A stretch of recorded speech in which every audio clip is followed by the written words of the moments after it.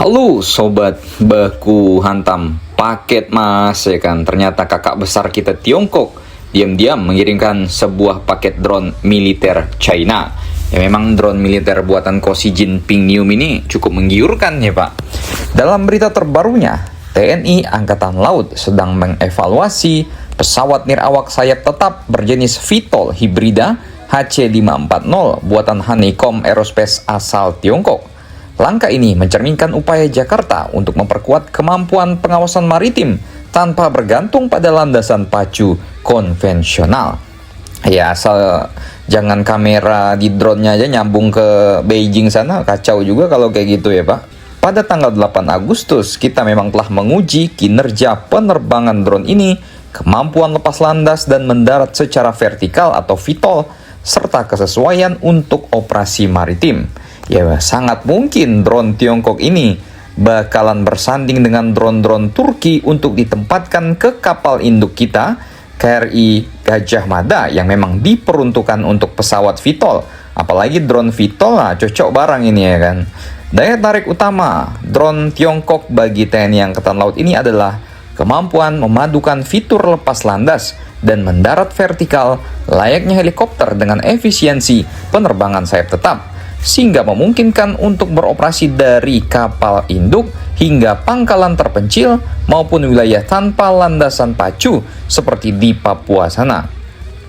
Desain ini memiliki nilai strategis bagi Indonesia sebagai negara kepulauan, mengingat operasi Angkatan Laut yang tersebar luas membutuhkan sensor-sensor yang mampu memperluas kesadaran situasional hingga melampaui jangkauan kapal permukaan tanpa harus bergantung pada pangkalan udara konvensional. Ya, ini admin setuju nih. Kita nih kepulauan yang luas, negara kita nih negara besar ya Pak, perlu ribuan drone memang ya kan untuk berpatroli setiap harinya. Nah, evaluasi terhadap drone Tiongkok ini, khususnya HC540, akan memiliki dimensi yang lebih luas, mengingat Indonesia saat ini sedang getol-getolnya mengembangkan ekosistem UAV yang semakin beragam, mulai dari platform Waksam, Tiongkok, Siprus, dan juga Turki, serta pengembangan dalam negeri. Alih-alih hanya bergantung pada satu negara pemasok saja. Sebaliknya, langkah ini menunjukkan bagaimana Jakarta sedang mengevaluasi teknologi Tiongkok yang berpotensi untuk memenuhi kebutuhan khusus pengawasan maritim, sembari tetap menjaga keragaman pemasok untuk pesawat tempur, peperangan laut, hingga sistem nirawak. Ya, asal jangan satu bengkel aja, ntar bautnya berhamburan-hamburan Pak. Ini bautnya Bayraktar apa bautnya Winglong ya kan? Ya salah. Nah, drone 540 merupakan UAV bersayap tetap berjenis VTOL dengan sistem penggerak hibrida, listrik dan bahan bakar yang memadukan motor listrik untuk lepas landas vertikal serta mesin piston untuk fase penerbangan. Konfigurasi ini akan memungkinkannya beralih ke mode penerbangan sayap tetap yang lebih efisien untuk misi pengintaian jarak jauh seperti ke Sarawak atau Sabah ya kan. Ya salah, bercanda. Rangka pesawat ini berbahan komposit serat karbon yang memiliki bagian sayap dan ekor yang dapat dilepas pasang, sehingga memudahkan transportasi dan penyimpanan saat sistem dikerahkan ke pangkalan angkatan laut terpencil atau bahkan di gudang kapal induk. Berdasarkan spesifikasi yang dipublikasikan, drone HC540 memiliki bentang sayap 6,3 meter dengan panjang 3,85 meter dengan berat lepas landas maksimum sekitar 145 kg dan kapasitas muatan hingga 30 kg. Dimensi ini menjadikannya lebih kecil dibandingkan UAV konvensional kategori medium altitude long endurance. Perusahaan Honeycomb sendiri menyatakan bahwa drone HC540 mereka memiliki daya tahan terbang hingga 8 jam dengan kecepatan jelajah sekitar 126 hingga 144 km per jam dan ketinggian operasional maksimum 4.000 meter. Namun angka-angka ini bukanlah kinerja yang terkonfirmasi selama evaluasi di Indonesia.